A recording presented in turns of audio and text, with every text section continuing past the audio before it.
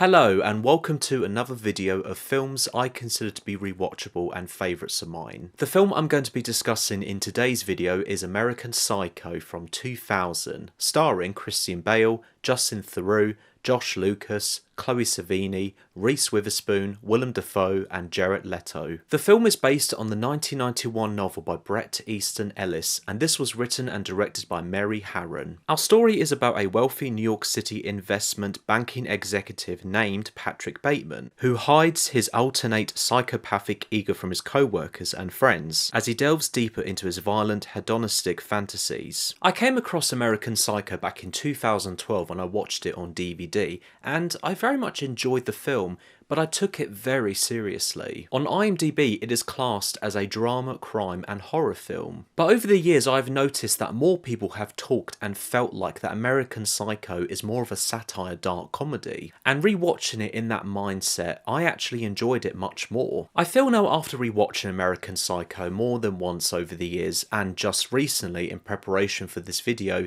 it is such a self-aware, violent and hilarious film. It's a modern cult classic as more and more people keep on discovering this film and have fallen in love with American Psycho. The first thing to talk about is Christian Bale's phenomenal lead performance as Patrick Bateman. Now Christian Bale is great in everything that he is in. I know American Psycho was released 22 years ago, but I honestly still feel that this is the best of his career. Bale was born to play as Patrick Bateman, and his performance shows so much energy and joy, and he comes across as someone who is to be amusing, fascinating, charismatic, horrendous and narcissistic. The script does an excellent job of showing Patrick Bateman to be the focal point when he is at work and everything seems fine, but then when he is at home it's not so much, and as a whole his insane perspective increases throughout the story and it's shown and told very well. Without giving anything away, there are so many great moments for us to think about of what is real and what is not, and in the end it feels like that we are in the shoes of this crazy guy. American Psycho has so much well executed humour if it's either straightforward, dry or edgy from the dialogue. I laughed so many times and it's become a quotable film. Would you like to hear the specials? Not if you want to keep your spleen. Look at that subtle off-white colouring. The tasteful thickness of it. Oh my god. It even has a watermark. The film has even become a meme. There are so many of them, but I'm just going to show you my favourite from this example. Why isn't it possible? It's just not. Why not, you stupid bastard? As the film is a dark comedy, it still can and does show actual serious and dark moments. For example, that terrifying and gruesome scene when Patrick Bateman is naked and runs around with a chainsaw chasing after someone. Thinking about that scene, I think that is actually how I discovered American Psycho for the first time when I saw that clip on YouTube. Yikes.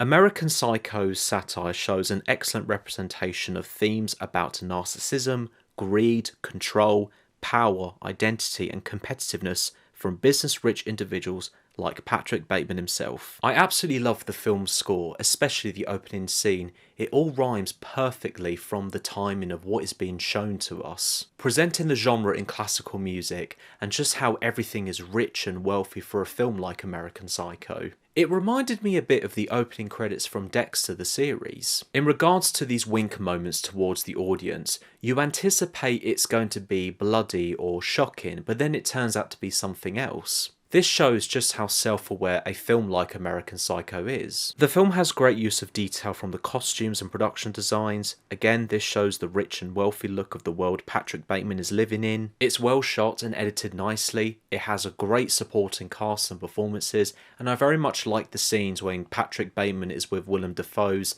and Chloe Sevigny's characters. I would highly recommend this film to everyone. It is a rewatchable favourite of mine and I love it. The story's presentation is full of personality, charm, anarchy and care from the makers. It knows when to be funny and serious, and I'm glad a film like American Psycho is still getting discovered by more people. It does not feel outdated because of how it was captured, and the themes to this day still feel contemporary, and I think more generations to come will come upon this film. Please make sure you watch American Psycho from a less serious point of view. If you take this film very seriously, you're going to find it to be either weird, silly, or just bad. I think just like Drive, this is another great example of a film to watch more than once. You will have a different perspective from your interpretations about its current themes and the mysterious character study of Patrick Bateman. Worth checking out with a group of friends, or if you prefer, just by yourself. Based on my Letterboxd rating, I'm going to give American Psycho